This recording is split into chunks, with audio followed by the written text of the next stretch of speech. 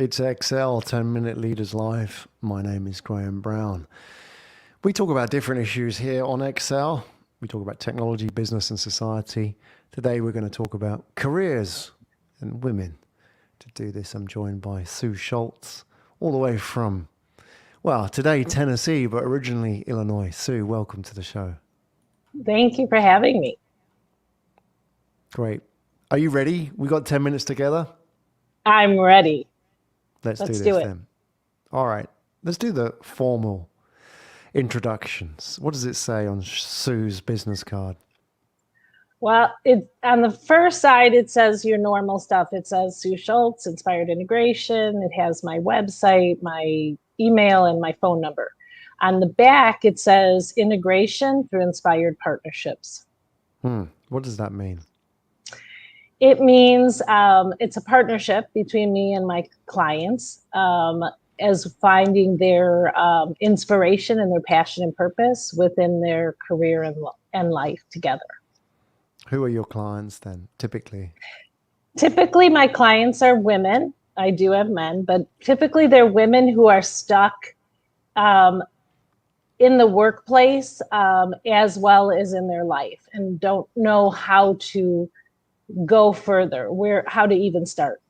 So what's the problem with women? Why are they stuck? What's going on in the world that is making them stuck?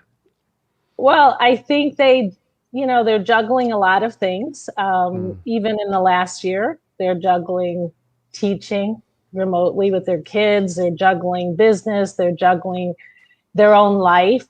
I think what happens to women is we forget about ourselves. And so by doing that, we don't have the capacity to do everything that's on our plate. So they get stuck. And it usually starts within the career that they get stuck, but it trickles into all avenues then of their life. Is this something specific to women? I'm sure, women have their challenges, men have their challenges, but what is it about women particularly that they face that makes it more of a challenge? Well, I think a lot of it starts, for women, it starts way back, including men. I mean, my clients who are men, it starts way back when they're younger, like in their they're 6 or 7 years old. I just read something that says 3 or 4, which I hope is not true, which means we're really messing up our kids. But they create stories that they carry. I call them stories that they carry through their whole life, and they become bigger and bigger and bigger and bigger and bigger until they believe them. And most of the time, they're not really true stories. They're just something that they created along the way, and they actually block them from going where they want to go. What would those stories be then, typically? Things like I'm not smart enough, or I might not be pretty enough, or I'm an introvert, I'm not an extrovert, so I really can't do that job, or I'm not a multitasker. Things that they may have heard along the way that they just made bigger. And now it's so big that they don't even know how to get past it. Yeah, the impact of this is very subtle, isn't it? And it's relentless over time. From, like you say, going way back to the formative years, seeing Disney princesses all the way up to, I mean, we've all been exposed to it. And nobody looks at it and thinking, oh, look, if I buy that Disney DVD for my granddaughter, then that's going to impact her career in the future. And nobody thinks it because it's never that, obvious. Or, what the subtle things people say in the office about somebody. And, that all adds up over time. And I suppose in a way you say it's stories, but we're very much influenced by stories, right? And our world's interpreted through stories. So that must be quite hard work to unpick some of that. Where do you start when somebody comes to you, they're stuck, there's a mountain on their head weighing them down? There's sort of quick wins. Where do you go to work initially? So I start with the U piece. So we start working on themselves. So we start looking at the past and some of the stories and where they started and what is that limiting belief that they have. And we start working on them so that those stories or beliefs are not driving. I call it driving their car. It's not driving their car. We put them in the back seat because we've had them for so long that we're not going to get rid of them, right? We just have to know how to deal with them and have tools for them. And I work with them to start driving their own car, in essence, to get where they want to go, instead of letting those stories or limiting beliefs drive them to where they're going. Are women in some Usually way? it takes about 2 months to do that, 2 or 3 months. I imagine there's a lot of work. It's layers, isn't it? Years. It's layers. I imagine as well, like, I wonder if women somehow feel ashamed to admit these limiting beliefs, right? Like deep down, they may be thinking, look, for years I've been carrying this idea that if I'm somehow aggressive or challenging or proactive, maybe I won't get a boyfriend, because at school, those were the kind of limiting beliefs I absorbed. But now, I'm a successful career, on a successful career, I'm ashamed to admit that that's still impacting me, right? I mean, how much of that is real, owning up to that, or at least being vulnerable about that? There's so much vulnerability. Like they dig so far, and they have to own it, because for many of them, they've hung it on other people and other circumstances, right? And until we own that story or that belief, we can't move forward. That's how they get. That's how we all get stuck, right? And we've all been stuck, right? Where we feel like, oh my God, I don't even know how to go forward. How do I move? How do I get that executive job I want? I don't have any of the skills, and all of them are looking at it today, right? Like, I can't get that, right? You can't get it today. You don't have the skills. That's correct. But you can 10 years from now, right? You have to drive. Like, you have to know where you're going, right? And your stories have to be behind you. They can't drive for you, because you'll never get there. And owning them is the hardest piece for most of my clients, and who they want to stand for moving forward is hard to figure out. But once you do, it's easy to figure out where you want to go, right?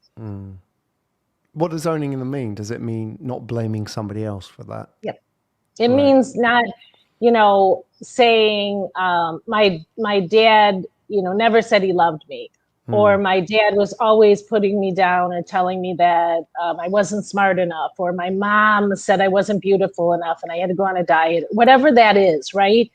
It's not blaming the people who were there with you. It's owning what piece you played in it. Was the story real? Did they really say the things you think, right? Or did you interpret it that way, right? Many times they interpret it the wrong way, and then they carry it. And then someone else says something and they make it bigger, right? They might say, your hair is out of place. And then they go, oh, I'm not beautiful. Or whatever that looks like, right? Because it comes from the last story, right? Yeah. Yeah, people are very complex, and there are many layers run deep. And I imagine as well, like you say, there's a lot of work to do. But you can peel the layers back slowly. You can make progress. So what I want to ask you, Sue, we've got 2 minutes left, is somebody comes to you and you've only got 2 minutes with them. It's a bit unfair, really, but life's unfair. 2 minutes to really impact them and make change, positive change in their lives. A woman comes to you, she's stuck. 2 minutes with her, and you don't get a lot of time to actually listen to fundamentally what the problem is, but so knowing what you know about what typically the problems are, what can you impart in your wisdom to them in the next 2 minutes? Well, I would say that they should start with themselves, providing time for themselves alone via meditation or exercise, whatever that looks like. So starting their day with how they want the pace to be, because for most of them, they roll out of bed, they start with the kids. It's a hectic thing right away, right? It's stopping for a minute and pausing in the morning before you start, so that you decide what the pace of that day is going to look like. And when they make time for themselves, I say to do it in the morning because everything happens all day, right? You might not find time. They're filling what I call the emotional bank. And when that bank is full, like any other bank, you have the capacity to do everything that's on your plate. And I would recommend putting a habit or ritual together for themselves in the morning before they start that hectic pace day. Yeah, I like that. Start off owning something in the morning, small wins, right? And not Yep. starting off reacting to the day.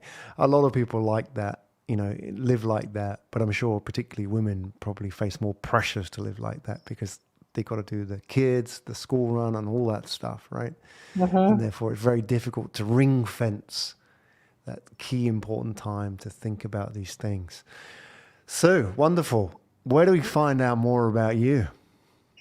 Well, you can go to my website, inspiredintegration.org. I'm on all the platforms, Instagram, Facebook, and LinkedIn.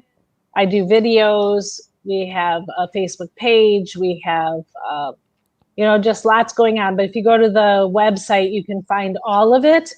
And if they're ready to drive their own car, they can click a link and talk to me.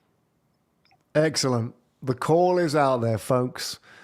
Sue Schultz, if you want to go and find out more, go and check out Inspired Integration. Sue, thanks for coming on the show today and sharing. Thank you for having me. Have a great